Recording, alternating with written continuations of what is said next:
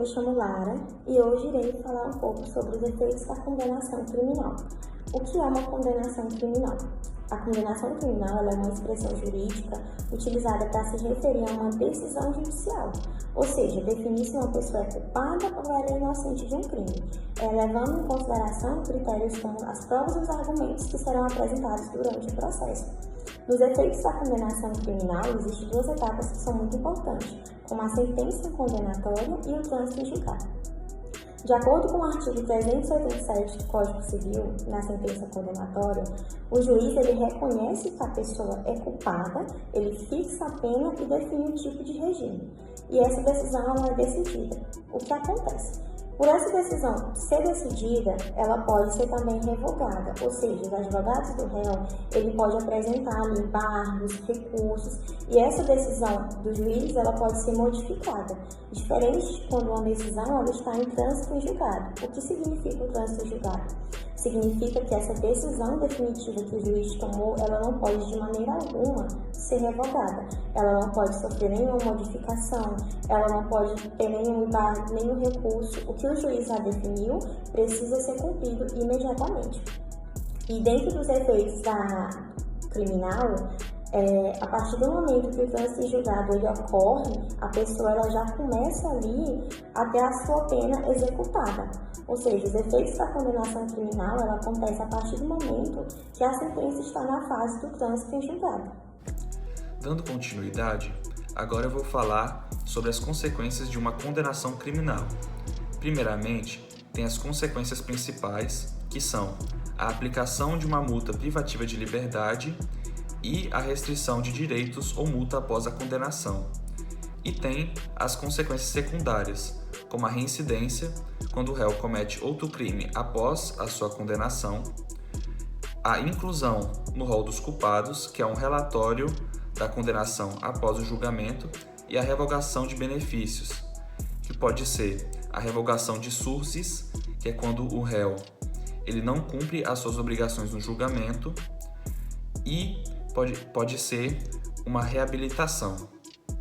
E por último, tem os efeitos extrapenais, que podem ser dois: os efeitos extrapenais genéricos do artigo 91 do Código Penal, que são aplicados independentemente do contexto, como numa reparação de danos.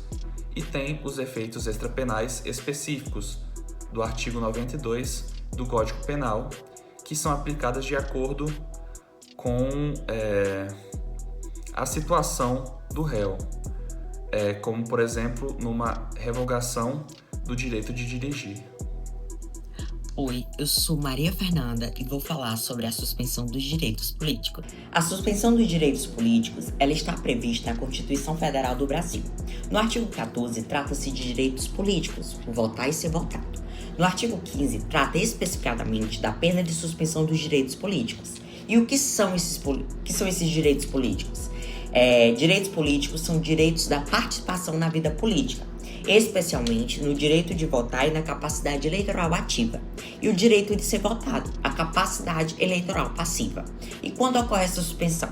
Então, de acordo com o artigo 15 da Constituição, é vedada a cassação, mas admite-se a suspensão nos casos de incapacidade civil absoluta, a condenação criminal transitada em julgado, enquanto durarem seus efeitos, a recusa de cumprir a obrigação a todos imposta ou a prestação de serviço alternativo, e a improbidade administrativa. Tem uma referência complementar na Lei 8.429 de 92, que regulamenta a suspensão da improbidade. A duração da suspensão depende da causa, como a condenação criminal é enquanto durarem os efeitos da condenação, no artigo 15, 3, a improbidade administrativa, que é conforme a administração judicial da Lei 8.429, e a recusa de obrigação legal até o cumprimento, e a incapacidade civil absoluta enquanto persistir a causa. A capacidade civil prevista no Código Civil brasileiro é a autonomia e a aptidão de administrarmos a nossa própria vida. Bom, dentro do Código Civil nós temos também pessoas que não podem ou não têm como exercer totalmente esse direito. Nesse caso, são pessoas relativamente incapazes e pessoas absolutamente incapazes. Pessoas relativamente incapazes são pessoas entre 16 e 18 anos, ou então pessoas que têm algum tipo de limitação que não podem exercer esse direito sem ser assistida. Pessoas relativamente incapazes são assistidas. Elas podem exercer algumas atividades da vida, da administração da sua vida jurídica, mas elas precisam ter alguém capaz, acima de 18 anos e sem limitações para que assista elas. Já no caso dos absolutamente incapazes, essas pessoas elas não podem fazer nenhum tipo de negócio jurídico. Então, no caso, um adolescente menor de 16 anos, ele não pode exercer esse tipo de situação sem que ele seja representado. Então, no caso, para que ele possa fazer algo, comprar uma casa, para que ele possa ter algo em seu nome, para que ele possa assinar um contrato, ele precisa que tenha ou o pai, ou a mãe, ou um responsável acompanhando e representando ele. Bom, e por que isso não se aplicaria, no caso a incapacidade, ela não se aplicaria a uma pessoa que foi condenada criminalmente? Porque ao ser condenada, a pessoa não necessariamente ela perde essa capacidade. Então não, a capacidade civil ela não está interligada à relação da pessoa ser condenada ou não criminalmente, até porque a incapacidade ela se dá por conta de uma condição que a pessoa tem ou então por conta da idade. Então não tem como uma pessoa perder os seus direitos, perder os seus poderes apenas porque ela foi condenada criminalmente. Então, sim, a pessoa que é condenada criminalmente, ela vai continuar podendo exercer os seus direitos, ela vai continuar podendo trabalhar, comprar um carro, comprar uma moto. Independente do que ela quiser fazer relacionado à sua vida jurídica, ela vai poder fazer. A partir do momento que, claro, ela não estiver mais em reclusão. Mas, a partir do momento que ela não estiver em reclusão, a sua capacidade civil, ela volta normalmente e todos os seus direitos também. Para encerrarmos a nossa análise, eu gostaria que vocês imaginassem o Carlos. Hoje cedo ele foi até o seu colégio eleitoral, mas encontrou a porta fechada. Não conseguiu votar ou ser votado. A sua cidadania política está suspensa. Mais tarde, esse mesmo Carlos foi até a maternidade e assinou a certidão de nascimento da sua filha.